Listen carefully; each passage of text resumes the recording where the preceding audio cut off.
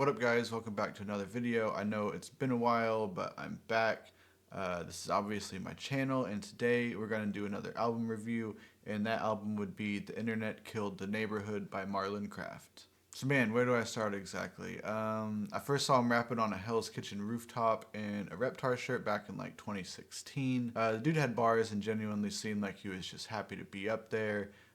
Just rapping as himself. There was no gimmicks, no antics, just none of like that extra bullshit in general. He looked like your average white kid just trying to spit bars. But this felt different. This felt genuine, and he had the bars. And with every release, it was clear to me that Marlon exemplified what I always loved about hip hop. And man, just watching him over the years has been such a pleasure. We got mixtapes, albums, freestyles, ciphers, all the way to cosigns from Method Man. And he's built a direct-to-fan community through his center website, and he's performed multiple sold-out nights with a live band in his hometown on the lead-up to this album. And I also just got to throw out this little fan moment in there too, but I loved seeing him on the Brother Ali podcast. That was such a great interview from another man I really admire. If you haven't seen that, go check it out. But yeah, the man has accomplished a lot, and I've been super proud of his come-up just as a hip-hop fan. But we'll get into his come up a little bit more later on because I have some other thoughts I'd like to share. But we should probably just get into this album review. Enough of the fanfare, so let's just get into it. So I think the best way to cover this album in particular is to kind of go through it track by track to give my initial thoughts and really unpack the narrative as well, which to me is a story of growth. So the first track we have is called Come Back Home, and damn does Marlon show up on the track like immediately. I mean, his voice is like the very first thing we hear on Wax. And man, he's talking that grown man shit. The bass is knocking and it just starts out on a real smooth vibe. Now on this song we see Marlon looking out the window, dealing with self-doubt, trying to fight back against complacency and just trying to get right with self. We hear him sort of put himself down throughout the song before he comes in on the second verse and sort of paints the picture of where he can see himself going in life once he really lets go of, all of that and leaves the quote-unquote neighborhood. Just a really nice start to the album. Now moving on to track 2, we have the song called Sad Together, which is one of my favorites on the album. And this time we're looking inside our home. Lots of introspection on this one, relationship, commiserating. I love the hook on the song where he's singing, I'm waiting on you to grow, you're waiting on me to change. And I gotta say the beat, especially during those verses, really reminds me of that Kendrick song on Mr. Morale called Die Hard. It definitely gives me the same vibe. The next song is called Unapologetic, and on this one we're doubling down on ourselves and we're stepping outside, tapping into that inner confidence, and it's done on some real rap shit this time. I love the last verse on here. Marlon's really talking that shit. I love to see it. We're a long way away from that kid in the Reptar shirt. Peep the video by you way, you can see what I'm saying. Marlon is just swagged out now, man. Now the next song we got is called Shoulders, and this is kind of about those inevitable woes.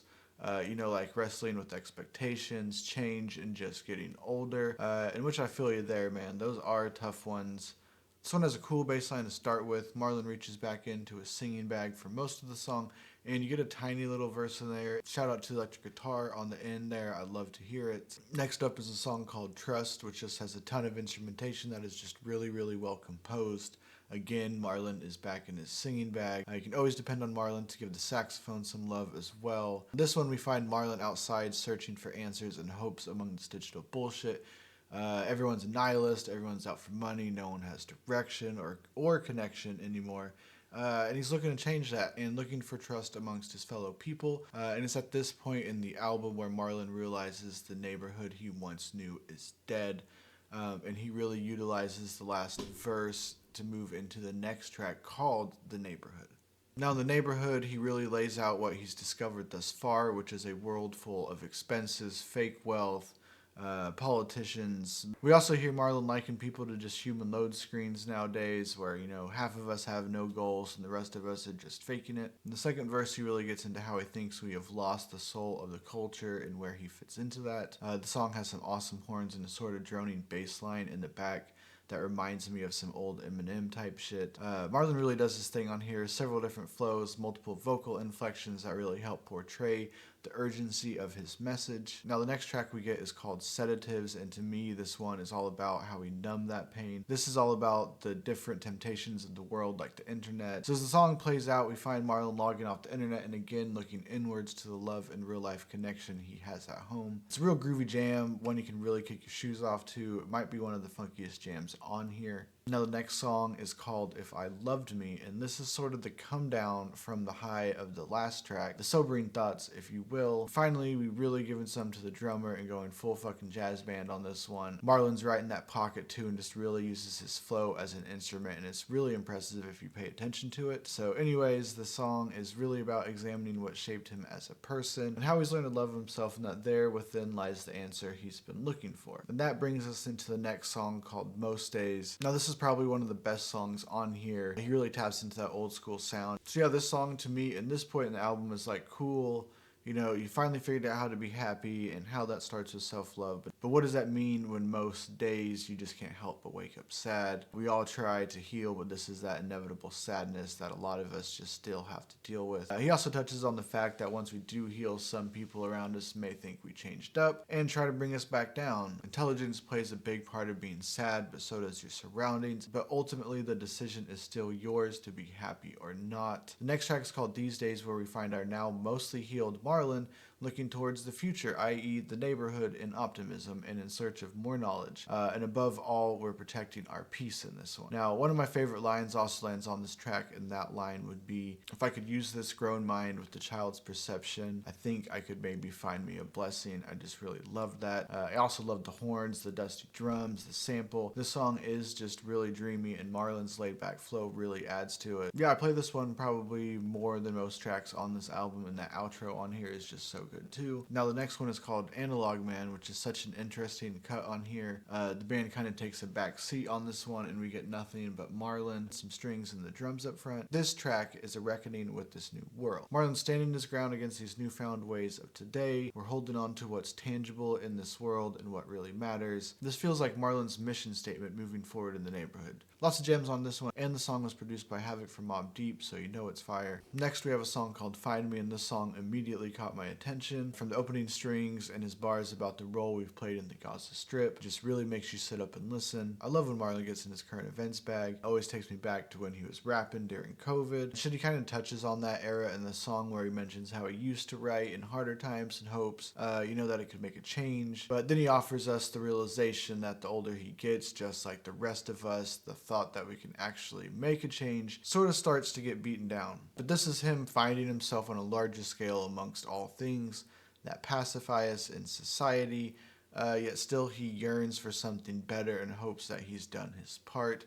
Just really good shit right here. So now we get to the final track, which is the aptly titled song Look Around, which is another laid back kind of jam with some horns, a simple drum beat, and I gotta say probably the most catchy hook on this entire project. Now on Look Around, we get Marlon reflecting on the growth he has went through and displayed throughout the course of this album. It's a real victory lap type of song where the message is just look around right now at the love. It's all around you, it's in you, your family, your community. It's not your job, not your money, not any of that shit. It's about loving those around you, making an impact, and making sure you're good when it's all over. And he says it best with just another killer line on this song where he says doing it right is doing it big, which kind of really nails the message of this album home. And from there, we just kind of ride out, and that is the end of the album. So yeah, to sum up the album in whole, man, Marlon really takes us through the growth he's gone through since his last project, and it shows in not only the lyrics, but the music as well. It's authentic, it has heart, and he's really grown into a true artist with his own unique sound and style. Marlon has always been very honest in his music as well, with each album kind of showcasing a different side of him, which has helped him build character over the years, as well as a very loyal fan base who feels like they now know more of him with every project. And this album to me represents that real first step into adulthood after once thinking you knew everything. This is settling into yourself and reconciling with the ever-changing world around you. This was learning how to truly grow within yourself and how to spread that growth to others. This was about obtaining new knowledge and experiences while also holding on to the things that got us here. This was an album about how the internet and the digital world came and killed our sense of community. It destroyed our neighborhoods and replaced them with algorithms. This was an album about taking it all back. Just hats off, my man. You did the damn thing on this project, Marlon. I do still have some other random thoughts I want to get into before I close this out.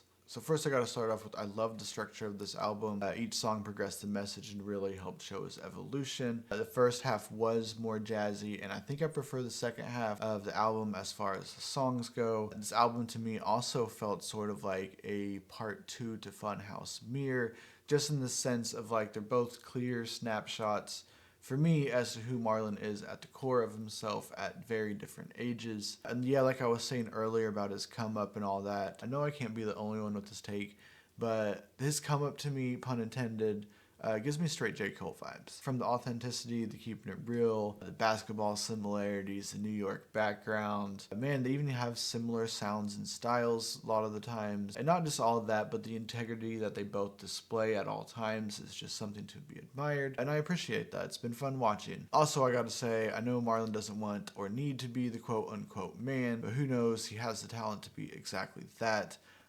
Like I said, I do get the same feeling watching his career as I did when I first heard J. Cole come on the scene. And one more thing, Marlon, if you're listening, I just need one verse with Slug from Atmosphere, or go get Ant to produce a beat for you, something. You guys would just sound so fucking awesome together. Or hit up Brother Ali, that would be cool too. Just do it for a fan, man. Alright, I'm out, guys. I hope you enjoyed the album review. I hope it didn't come off too disjointed, and I got my points across.